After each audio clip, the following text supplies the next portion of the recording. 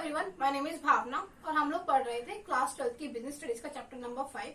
Chapter का नाम है हमारा ऑर्गेनाइजिंग। ये इस चैप्टर का हमारा थर्ड पार्ट है। 2 पार्ट्स में ऑलरेडी अपलोड कर चुकी हूँ। अगर आपने वो नहीं देखा है तो आप उसे देख सकते हैं। तो चलिए स्टार्ट करते हैं। आज जो हम लोग टॉपिक कवर करने वाले हैं वो है फॉर्मल ऑर्गेनाइजेशन। तो सबसे पहले जान लेते हैं कि फॉर्मल ऑर्गेनाइजेशन होती क्या है। देखिए, ये एक स्ट्रक्चर ऐसा होता है जिसको आपको फॉलो करना होता है और यहाँ पे कोई भी पर्सनल टच नहीं होता है। इसको मैनेजमेंट ने बनाया होता है। आप किसी भी ऑर्गेनाइजेशन के अंदर जाएंगे, यानी कि अगर आप कहीं भी जॉब के लिए अप्लाई करने जाएंगे तो आपको पता होता है कि आपको इस पोस्ट के लिए जाना है और आपको कोई ना कोई पर्सन देख रहा होता है इंटरव्यू लेने के लिए। एचआर के कुछ मेंबर्स बैठे हुए होते हैं। तो ऐसे बहुत सारी अलग अलग पोस्ट होती है। आपको उसी हिसाब से उसी मैनर में काम करना होता है और वहाँ पे बहुत ज्यादा फॉर्मेलिटीज होती हैं फॉर्मल ऑर्गेनाइजेशन के अंदर। अब देख लेते हैं डेफिनेशन क्या है। It refers to the organisation structure which is designed by the management to accomplish a particular task. यानी कि ये एक ऑर्गेनाइजेशन का ऐसा स्ट्रक्चर है जो कि मैनेजमेंट ने बनाया होता है। और क्यों बनाया होता है? ताकि एक पर्टिकुलर टास्क को कंप्लीट किया जा सके, यानी कि आपके पर्टिकुलर गोल को कंप्लीट किया जा सके, पूरा किया जा सके। अब देखिए इसके फीचर्स क्या होते हैं। देखिए, सबसे पहला है आपको defined inter relationships. Defined inter relationships कैसे? भाई आपको यहाँ पे पहले ही पता होता है कि कौन किसका सुपीरियर रहेगा और कौन किसका सबॉर्डिनेट रहेगा, तो आप उसी हिसाब से अपना काम को करोगे। तो इसीलिए हमने कहा है यहाँ पे defined inter relationships. Next point है हमारा रूल्स एंड प्रोसीजर्स। यहाँ पे आपको बहुत सारे रूल्स होते हैं और कुछ प्रोसीजर्स होते हैं जिनको आपको फॉलो करते हुए ही अपने काम को करना होता है। नेक्स्ट इज हमारा डिवीजन ऑफ वर्क। जब हमने ऑर्गेनाइजिंग की डेफिनेशन ही पढ़ी थी तभी हमने कहा था कि हमें पहले बहुत सारी एक्टिविटीज को आइडेंटिफाई करना होता है जो भी हमारे बिजनेस से रिलेटेड होती है और फिर उन एक्टिविटीज को हमें डिवाइड कर देना होता है।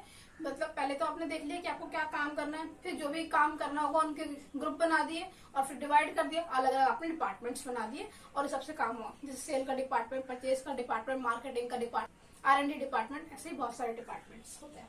फिर होता है डेलिबरेटली क्रिएटेड, यानी कि ये जो फॉर्मल ऑर्गेनाइजेशन होती है इसका जो स्ट्रक्चर होता है वो जानबूझ के क्रिएट किया जाता है। वो जानबूझ के क्यों क्रिएट किया जाता है? ताकि आप अपने काम को कंप्लीट कर सको, ताकि आप एक सीरीज को फॉलो करो, उन सीरीज के हिसाब से अपने काम को करते जाओ और अपने गोल्स को अचीव कर पाओ। Next is impersonal. यहाँ पे पर्सनल टच नहीं होता है, इम्पर्सनल होता है। यहाँ पे पर्सन की फीलिंग्स और इमोशंस की कोई वैल्यू नहीं होती है। आपको अपने काम को स्ट्रिक्टली फॉलो करना होता है, बहुत ही डिसिप्लिन में रहना होता है। It is more stable. More stable क्यों? भाई देखिए यहाँ पे क्योंकि किसी की विश के हिसाब से या फिर किसी के मन के हिसाब से तो आपके काम को कुछ चेंज नहीं कर सकते, आप कोई भी चेंज नहीं कर पाओगे। यानी कि आप अपनी मर्जी के हिसाब से यहाँ पे चेंजेस नहीं करने वाले हो। तो ये तो इसके फीचर्स हो गए। आई होप आपको कब तक ये वीडियो समझ में आ रहा होगा। पहले हमारे नेक्स्ट टॉपिक की तरफ बढ़ते हैं जो कि है हमारा एडवांटेजेस ऑफ फॉर्मल ऑर्गेनाइजेशन।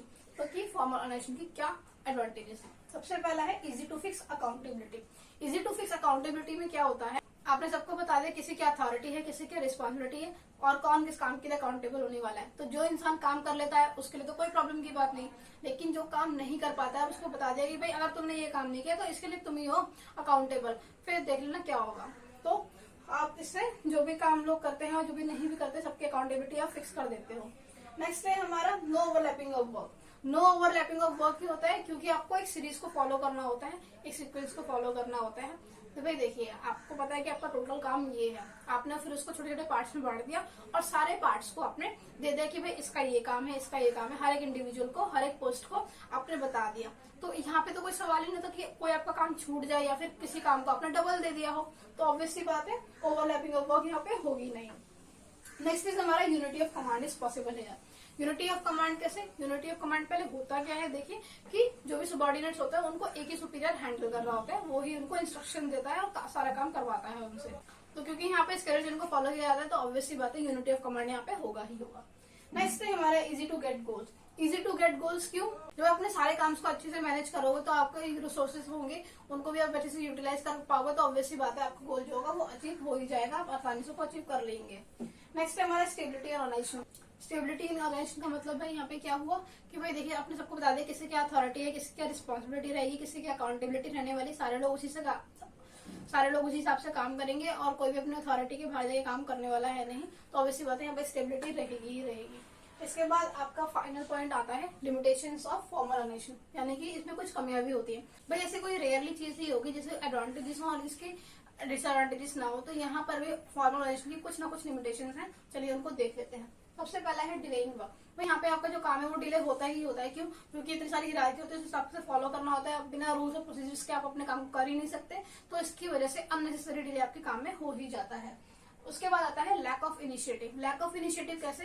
भाई आपने एम्प्लॉय को बोल दिया कि भाई आपको ये काम करना है, एम्प्लॉय सबॉर्डिनेट को, अब वो उस हिसाब से काम करेगा, वो अपनी क्रिएटिव थिंकिंग वहाँ पे यूज नहीं करेगा, अपना दिमाग ज्यादा नहीं लगाना उसको। अगर वो लगाता भी है तो उसको ज्यादा इंकरेज नहीं किया जाता, बस वो बोले आपको ये काम करना है तो आपको करना है।